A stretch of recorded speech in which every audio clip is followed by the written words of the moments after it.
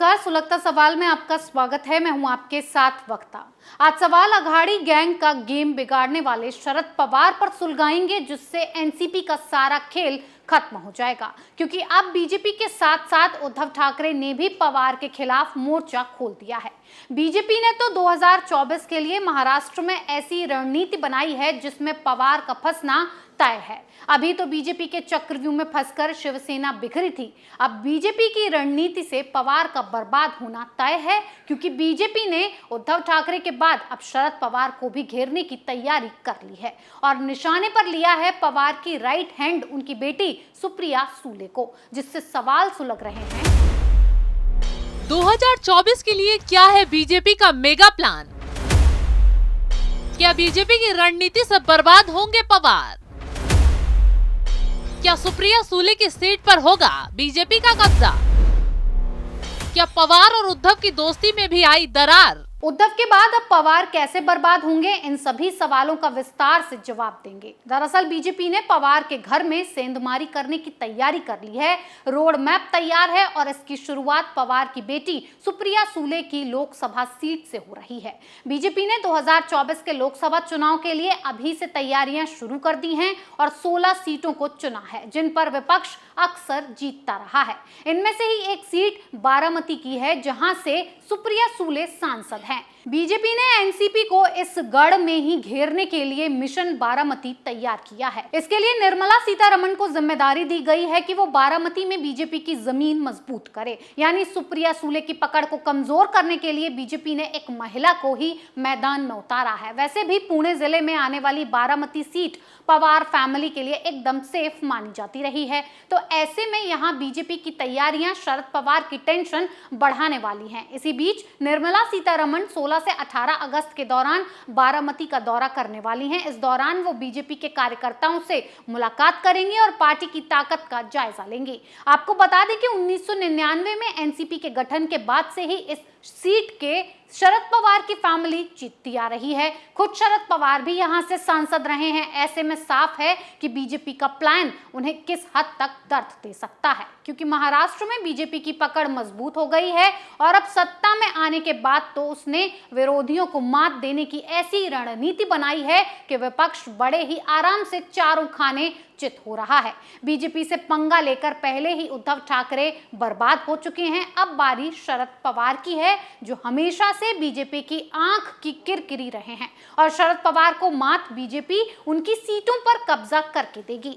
इसीलिए ही बीजेपी ने महाराष्ट्र में 16 ऐसी सीटों को चुना है जहां विपक्ष जीतता रहा है। इन सीटों पर बीजेपी अपने संगठन को मजबूत करके 2024 में विपक्ष को चौंकाना चाहती है। वैसे भी जब से महाराष्ट्र में सत्ता परिवर्तन हुआ है, तब से विपक्ष की खाट खड़ी हो गई है। उद्धव ठाकरे पहले ही बर्बाद हो चुके हैं। शिवसेना तक उनसे छीनने की नौबत आ गई है। वो चुनाव आयोग में शिवसेना पर अपने दावे का कागज जमा नहीं कर पा रहे हैं, जिससे कयास यही लग रहे हैं कि शिंदे गुट के पास शिवसेना का सिंबल जा सकता है। अब यही स्थिति शरद पवार की होने वाली है। पवार के कुछ नेता पहले ही एनसीपी में बगावत के मूड में हैं, जो हालातों को देखते हुए बीजेपी का दामन थाम सकते हैं।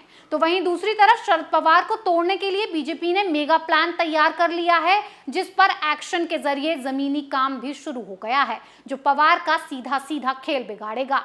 आपको बता दें कि देश भर में बीजेपी की ओर से कुल 144 सीटों को चुना गया है। इनमें से 16 महाराष्ट्र की हैं और एक तरफ वित्त मंत्री निर्मला सीतारमण बारामती के दौरे पर करेंगी, तो वहीं केंद्रीय मंत्री रेणुका सिंह को शिरूर लोकसभा की कमान सौंपी गई है। यहां से भी एनसीपी के ही अमोल कोल्हे सांसद हैं।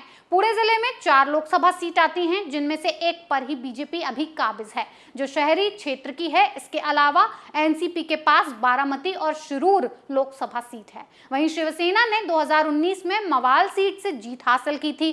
शिवसेना के श्रीरंग बरने यहां से सांसद हैं। बीजेपी के लिए फायदे की बात यह है कि श्रीरंग अब एकनाथ शिंदे के खेमे में है, जिसका फायदा लोकसभा चुनाव में सीधा सीधा बीजेपी को ही जाना तय है। तो वहीं बारामती का ब्रांड पवार के लिए जाना जाता रहा है। यहाँ तमाम कोशिशों के बाद भी बीजेपी पैंठ नहीं बना सकी है। लेकिन महाराष्ट्र में उद्धव सरकार की विदाई और विपक्षी खेमे की एकता कमजोर होने से बीजेपी काफी उत्साहित है। बारामती की ही सदर विधानसभा सीट से शरद पवार के भतीजे अजीत पवार जीतते रहे हैं।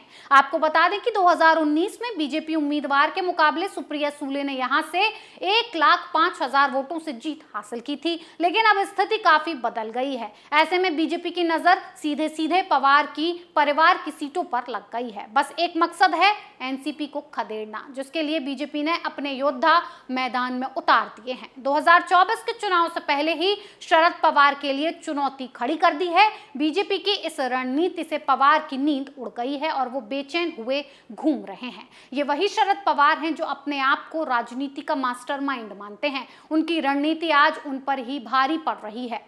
उद्धव से भी उनके रिश्ते बिगड़ गए हैं, क्योंकि उद्धव को अब दिखाई दे गया कि उनका घर बिगाड़ने के पीछे पवार का ही हाथ है। पवार अपने फायदे के लिए उद्धव को कठपुतली की तरह इस्तेमाल कर रहे थे और जब तक उद्धव की आंख खुली तब तक बहुत देर हो चुकी थी। सब कुछ बर्बाद हो चुका था और यही वजह है कि उद्धव ठाकरे अब जमकर पवार और उनकी एनसीपी को कोस रहे हैं।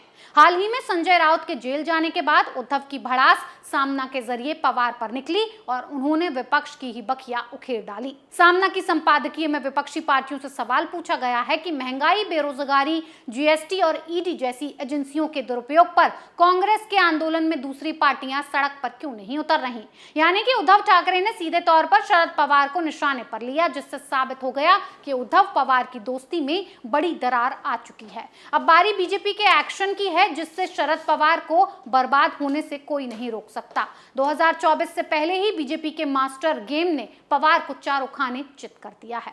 सुलगता सवाल में आज के लिए इतना ही। कल फिर नए सवालों के साथ पेश होंगे। तब तक के लिए देखते रहिए कैपिटल टीवी। नमस्कार।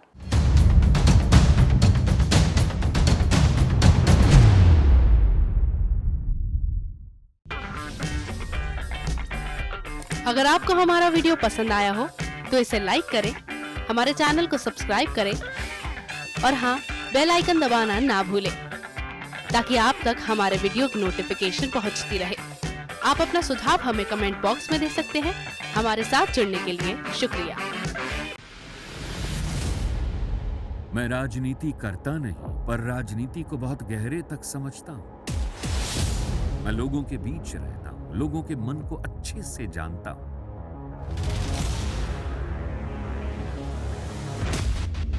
पब्लिक और पॉलिटिक्स की हर नब्ज को खूब पहचानता हूं।